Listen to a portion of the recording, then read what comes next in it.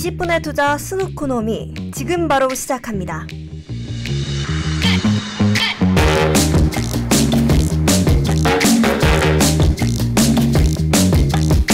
안녕하세요. 캠퍼스에서 밥 먹으면서 또 지나가면서 얻게 되는 경제 지식 20분의 투자 스누코노미입니다.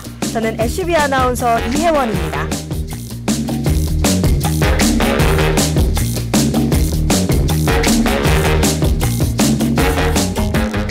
오늘은 요즘 뜨거운 경제 이슈죠. 88 부동산 대책과 B컷에 대해서 이야기 나눠보려고 합니다. 그러면 그 자세한 이야기 살펴보시죠.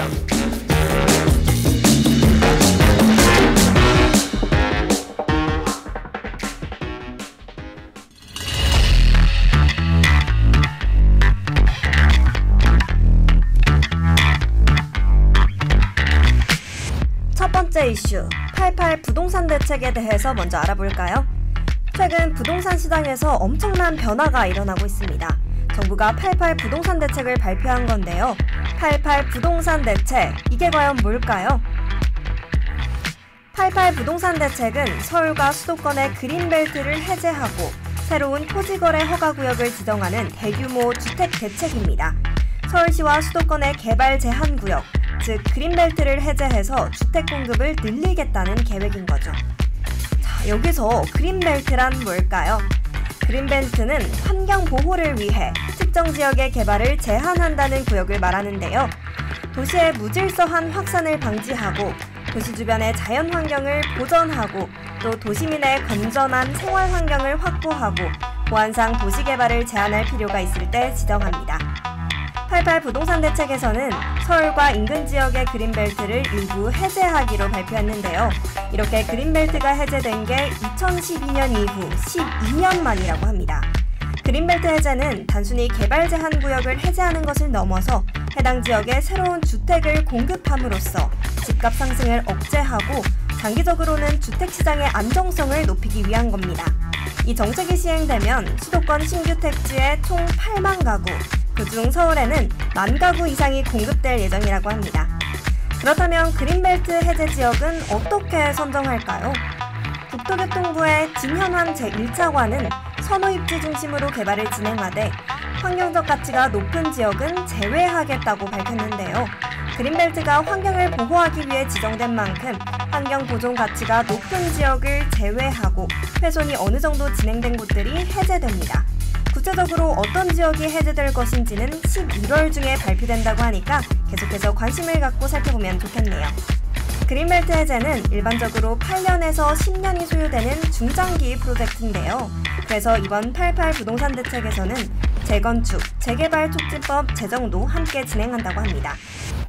기존 재개발, 재건축 사업은 7년이 걸리는데요. 이를 4년에서 5년으로 단축시킬 계획을 갖고 있습니다. 이외에도 이번 정책에는 집값 안정을 위한 비아파트 시장 활성화 등의 내용도 담겨 있습니다. 이번 88 부동산 대책은 집값 상승 억제와 주택시장의 안정성을 높이고자 하는 의도가 많이 담겨 있는 것 같습니다. 그럼 다음 주제로 넘어가 볼까요?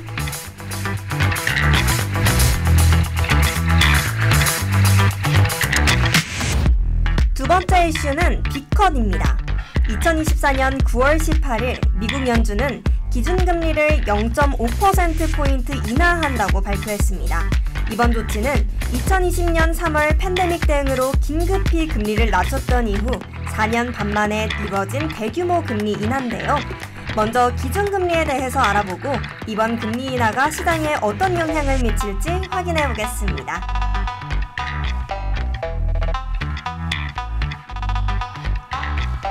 자, 기준금리란 뭘까요? 그리고 또 금리는 뭘까요?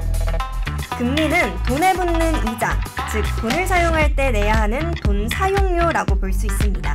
금리가 낮아지면 수요가 늘어나는데요. 수요가 늘면 시중에 풀리는 돈이 많아지게 됩니다. 돈 사용료가 싸지다 보니까 돈이 필요한 사람들은 돈을 더 쉽게 빌리게 되고요. 기업에서는 돈을 빌려서 공장도 짓고 또 설비도 갖추고 하면서 사람을 더 많이 고용하게 됩니다. 이렇게 사람들이 더 많이 취업을 하면 소비도 늘어나게 되고 투자할 여력이 생기면서 경제가 좋아지는 거죠. 그러면 금리를 낮게 유지하면 경기가 계속 좋지 않을까 생각하시는 분들도 계실 것 같은데요. 아쉽지만 또 그렇지는 않습니다. 금리가 계속 낮아서 경제가 활발하게 돌아가면 시중에 돈이 너무 많이 풀리게 되겠죠. 시중에 돈이 많아지면 물가가 올라갑니다. 물가가 올라가면 소비가 다시 위축되고 경기가 과열되게 됩니다. 이렇게 경기의 혼란을 막고 안정적인 경제를 위한 것이 바로 기준금리입니다. 우리나라의 기준금리는 한국은행 금융통화위원회에서 결정하는데요. 경제가 나쁘면 기준금리를 내려서 돈이 활발하게 돌 수 있도록 돕고, 반대로 돈이 시중에 많이 풀려 있어서 경기가 과열된 상태면 기준금리를 올려서 시장을 안정시키는 거죠. 이런 기준금리는 경제 전반에 영향을 미칩니다. 초단기 시장금리인 콜금리부터 시작해서 단기 금융시장금리, 장기 금융시장금리까지 순서대로 영향을 받습니다. 이렇게 되면 환율과 물가까지 국민들이 직접 느끼는 실물 경제도 영향을 받습니다.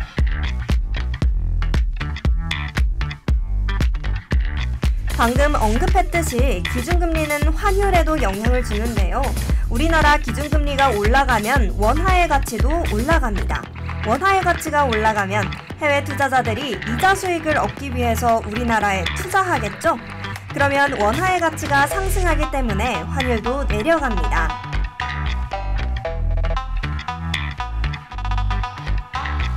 이렇게 금리는 경제 전반에 영향을 끼치는데요. 한 나라의 경제는 또 세계와 연결되어 있습니다. 그래서 중요한 게 오늘 이야기해볼 미국 경제인 겁니다. 미국은 전 세계 시장의 흐름을 주도하고 있기 때문이죠.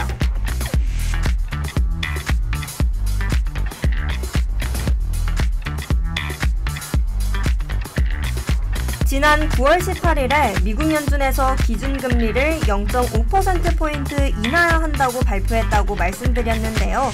먼저 이번 금리 인하가 왜 이뤄졌는지 한번 살펴보겠습니다.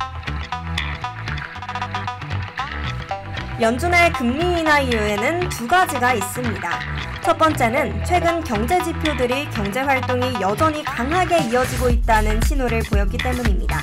그리고 두 번째는 인플레이션이 2% 목표에 더 가까워지고 있지만 아직 완전히 목표에 도달하지 않았기 때문인데요. 이러한 변화가 한국 경제에는 또 어떤 영향을 미칠지 알아보도록 하겠습니다.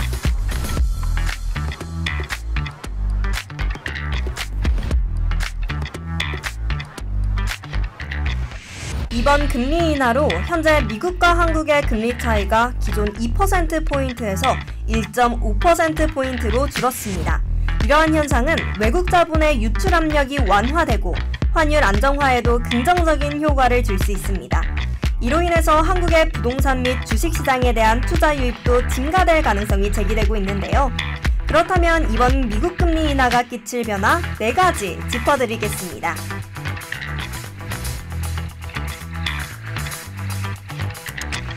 첫 번째는 자산시장의 변화입니다. 한국 자산시장에 대한 외국인 투자자들의 관심이 높아질 것으로 보입니다. 금리 차이가 줄어들면서 외국인 투자자들이 한국 주식과 부동산에 대한 투자를 확대할 가능성이 커졌는데요. 이는 한국 자산의 가치 상승으로 이어질 수 있습니다.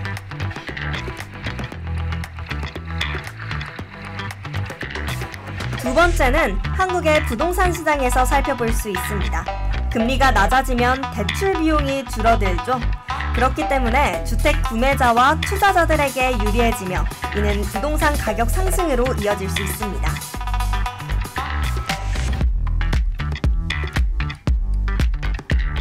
세 번째는 환율 안정화입니다. 미국 금리가 인하되면 금리 차이가 줄어들면서 원화 가치가 점차 안정됩니다. 그렇게 되면 수입과 수출에도 긍정적인 영향을 끼치겠죠? 또 이러한 변화는 해외 자산에 대한 투자 부담을 줄여줄 수 있는데요. 한국 기업들의 글로벌 경쟁력이 강화될 수 있을 것으로 보입니다.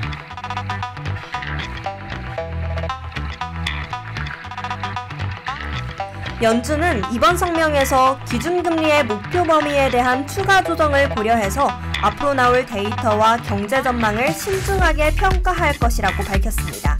또한 연말 기준금리 전망치는 5.1%에서 4.4%로 하향 조정하며 연내 0.5%포인트의 추가 인하가 예고된 바 있는데요. 앞으로의 추가 금리 인하를 계속해서 지켜봐야 할 것 같습니다.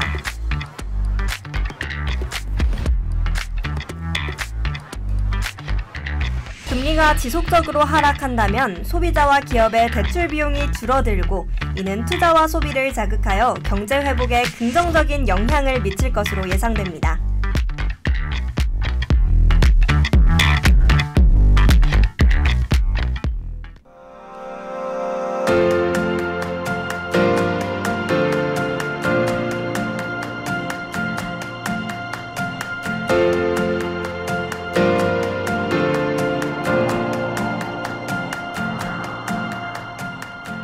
지금까지 최근 뜨거운 경제 이슈들, 88 부동산 정책과 빅컷에 대해서 순이코노미와 함께 알아봤습니다.